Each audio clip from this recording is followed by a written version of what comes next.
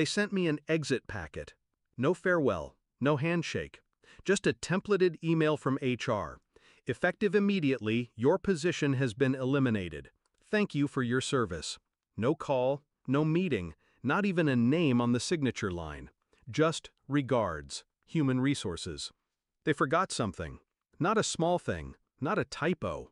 Something that cost them everything. They forgot my name was on the founding license.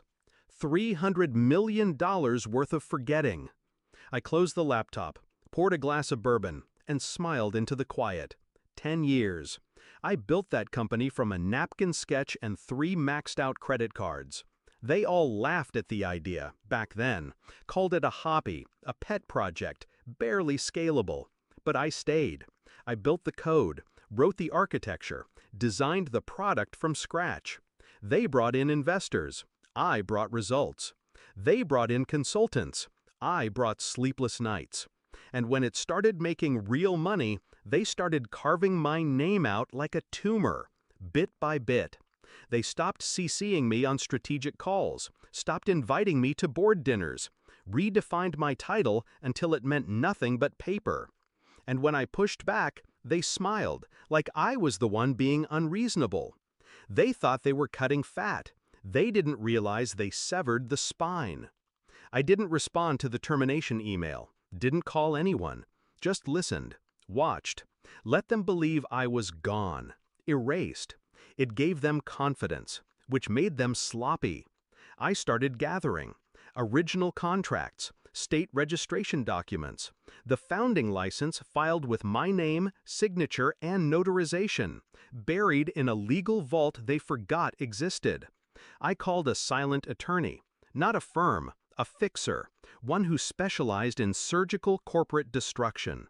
She read everything in silence, then looked up at me and said, "They're fucked. Entirely."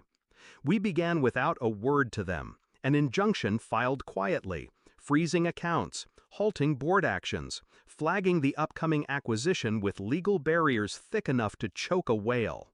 Their CFO panicked first, tried to call me. I didn't pick up. I wanted them to sweat, to wonder what shadow had just wrapped around their throats. They called an emergency meeting. Every executive. No outside counsel. No press. Just panic in suits. I walked in without invitation, documents in hand. They went silent. The CFO tried to speak. I lifted a finger. They stopped. I placed the founding license in the center of the table. My name in black ink. Legal. Indisputable. "I'm not a former employee," I said.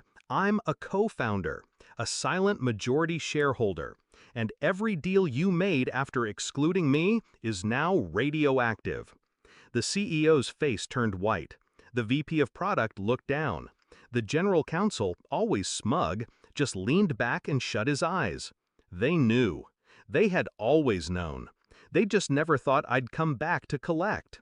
I could have taken it all, the company, the acquisition, the shares, but that would have made me just another wolf in a bigger suit. I didn't want their empire. I wanted their collapse. I filed a motion to dissolve the board, refused to approve the acquisition, blocked executive bonuses, leaked the corporate governance irregularities to a journalist friend who owed me a favor. Their stock tanked within a week. 3 top clients withdrew. 2 board members resigned. They called, begged, threatened, rotating between groveling and rage. All ignored. I issued one final message through my lawyer. The house you built without me was never yours to begin with. Now it burns. The office building still stands. Glass panels, chrome, steel, and silence. But when I pass it now, I don't feel anything. Not bitterness, not pride, just clarity. You don't always need to scream to be heard. Sometimes the sharpest vengeance is paperwork filed in the dark. I gave them 10 years of loyalty. They gave me 1 line in an email. Now, all they have left is regret. And me? I have my name, in ink, where it always belonged, etched in the ashes.